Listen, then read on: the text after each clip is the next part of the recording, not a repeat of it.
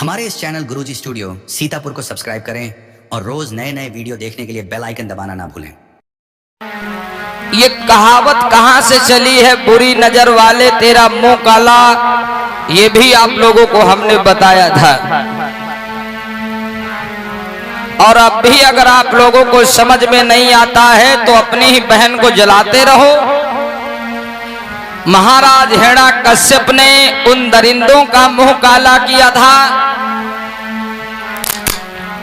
और आज हमारे समाज के लोग अपना ही मुंह काला करके घूम रहे हैं।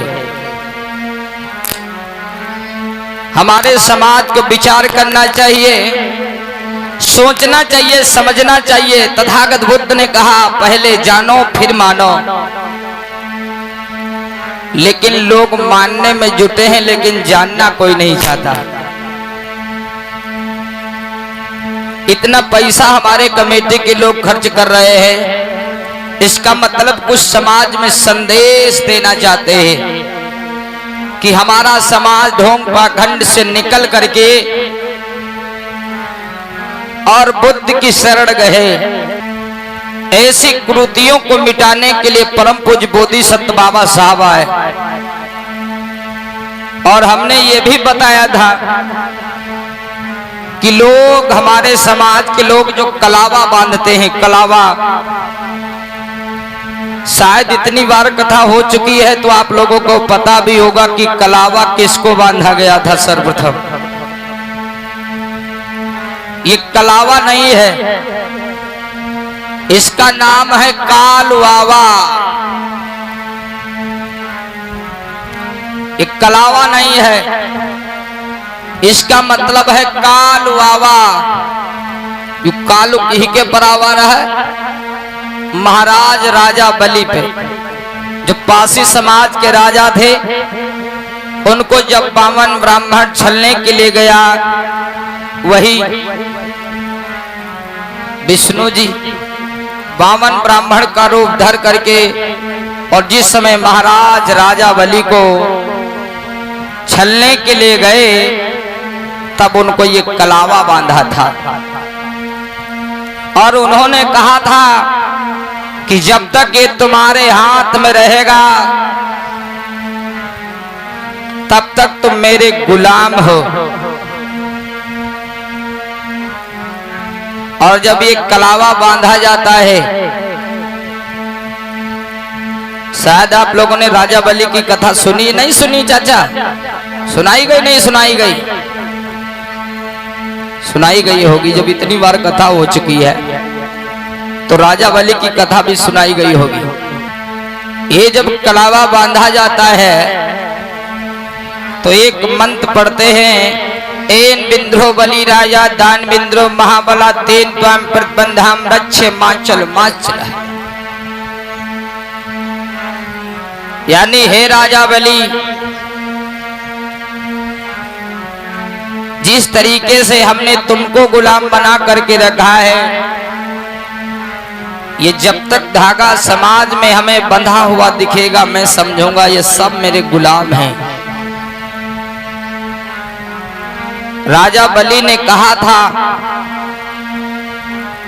जिसके हाथों में धागा होगा मैं समझूंगा कि वो गुलाम है, और जिसके हाथों में नहीं धागा होगा मैं समझूंगा कि वो हमारा वंशज है। इसके पीछे भी बहुत बड़ा रीजन है। ये हमारे समाज के लोगों को ऐसे दबाया गया है, छल और बल से लूटा गया है कि शायद हम और आप लोग विचार नहीं कर पा रहे हैं। जब तक हम और आप लोग बुद्ध की विचारधारा को नहीं मानेंगे तब तक हम लोग आगे नहीं बढ़ पाएंगे। हमारे समाज को कर्म करना होगा, इसीलिए तथागत बुद्ध ने कहा था अत्ति दीपो भव, अपना दीपक स्वयं बनो, किसी के सहारे मत रहो। और एक बड़ी सुंदर सी चौपाई गुरु स्वामी तुलसीदास जी ने भी लिखी थी, आप लोगों ने सुना होगा। कौन सी चौपाई थी? आओ हम तुम्हें गा करके सुना रहे हैं।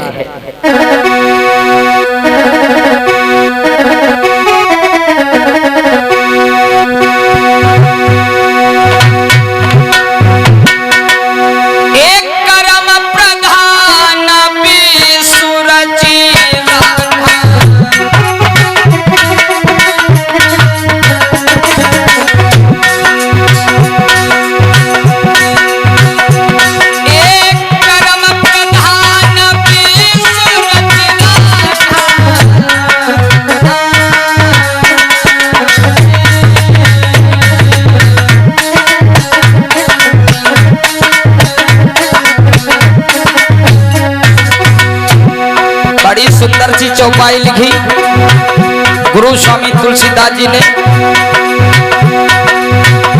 एक करम प्रधान अब जो जस करैता सफल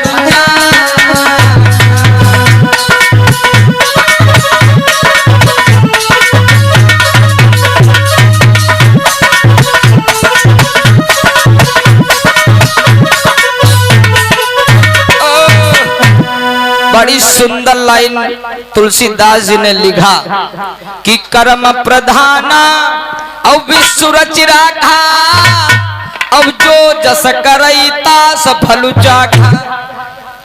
यानी जैसा तुम कर्म करोगे वैसा तुम्हें फल मिलेगा। अर्थात अगर तुम खेती में बीज डालोगे, निराई गुड़ाई सिंचाई करोगे, मेहनत करोगे तो तुम्हें फल जरूर मिलेगा। अगर तुम मेहनत नहीं करोगे तो फल मिलने वाला नहीं है। अब तुम कह दो मां हम खेत में यहाँ खाली बीज बोए, निराई गुड़ाई सिंचाई कुछ करवाई नहीं करी तो का भैया खेत में यहाँ कुछ पैदा हो जाइए चाचा, नहीं होगा। बड़ी सुंदर चौपाई गुरु स्वामी तुलसीदास जी ने लिखा कि कर्म प्रधाना अब विश्व रच राखा अब जो जस करहिता सफल चाखा। यानी जैसा तुम कर्म करोगे, जैसी मेहनत करोगे वैसा तुम्हें फल मिलेगा। कर्म करोगे तो फल मिलेगा और कर्म नहीं करोगे तो फल नहीं मिलेगा। बड़ी सुंदर सी चौपाई। ये चौपाई जब गुरु स्वामी तुलसीदास जी ने गाई, लोगों को धीरे धीरे पता चलने लगा। ये चौपाई जब इन लोगों को पता चली तो इन लोगों ने सोचा, इन लोगों ने जान अम्मा बहनी, इन लोगों ने जानती ना कत्ती अम्मा बहनी जानती, हाथ उठाओ। जनती सब लोग खाली चुप पे बैठी हैं, गड़ी लागत जबरियन बैठा रही गई। कम से कम हाथ पांव चलाए रहो। मेरी माताओं बहनों, मेरे समाज के लोगों, ये चौपाई जब इन लोगों को पता चली तो सोचा कि अगर ये सूत वर्ण के लोग कर्म करने लगेंगे, मेहनत करने लगेंगे, अपना अपना काम करने लगेंगे तो हमारी चन्नी में चारा कौन डाली, हमारो हर कौन जोती, हमारे द्वारे कर गोबर कौन ढोई है, कौन उठाइए आए करे। इन लोगों ने सोचा अगर ये शूद्र वर्ण के लोग चौपाई जान पाए, अगर ये कर्म करने लगे, मेहनत करने लगे तो हमारे द्वार पर का गोबर कौन उठाएगा, हमारी गुलामी कौन करेगा, हमारे खेत में गन्ना कौन गोड़ेगा। तुलसीदास के पास में पहुंचे, कहने लगे देखो ये चौपाई काट दो, अहम भलाई है, वरना अगर ये शूद्र वर्ण के लोग जान पाएंगे, ये चमार पासी धोबी दहनु कहरी गररिया तेली तमोली अगर ये कर्म करने लगेंगे तो हमारी गुलामी कौन करेगा और हमारे खेतों में गन्ना कौन गोड़ेगा, हमारे जो द्वार पर गोबर कौन उठाएगा। तुलसीदास के आगे गए, कहने लगे इस चौपाई को काट दो। तुलसीदास कहने लगे देखो भाई, चौपाई को तो नहीं काट पाऊंगा लेकिन चौपाई को चौपाई से काट दूंगा। अब उसी चौपाई को बदल करके तुलसीदास जी ने दूसरी चौपाई लिखा, जो हमारे समाज के लोग, हमारे बुजुर्ग और हमारे हम उम्र साथी गण भी आज भी वो रट रहे हैं। बड़ी सुंदर सी चौपाई गुरु स्वामी तुलसीदास जी ने लिखा कि कर्म प्रधान विश्व रुचिरा खा और जो जस करई तास फलु चाखा। लेकिन इसी चौपाई को दबाया गया और बदल करके तुम लोगों के लिए चौपाई कौन सी लिखा गया, वही चौपाई हमारे समाज के लोग आज भी वही चौपाई रट रहे हैं। कौन सी चौपाई चाचा, कौन सी चौपाई है? अरे होई है जो रावण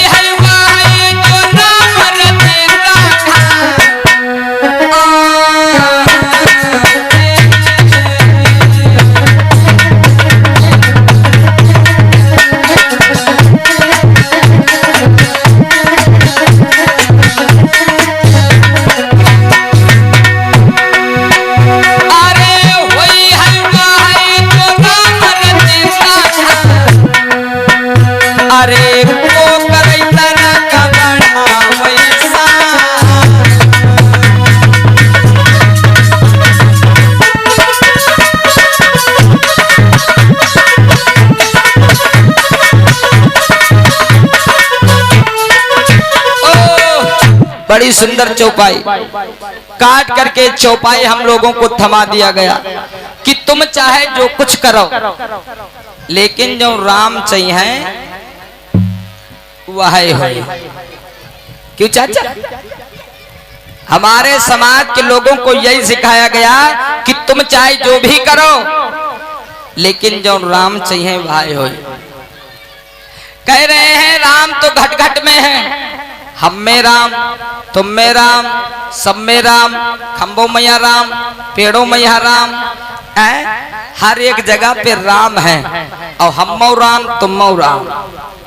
हमारी समझ में यूं ना आवत है, जब हर एक चीज में राम है, हम में राम है और तुम में राम है, तो या का राम ये दो जने होत करे हैं दोस्त दोस्त। अब दोनों जने के राम है, अब दोनों जने गए कहाँ? ठेकी पर, अब क्वार्टर पूरी नहीं पीनी आधा आधा और हुमस पीन रास्ते में आए, लड़ाई कई धीन बिगड़ गई बात, तो धत तेरी मत तेरी भाई तकाए तकाई या का राम दूसरे राम कहा यक्काओ।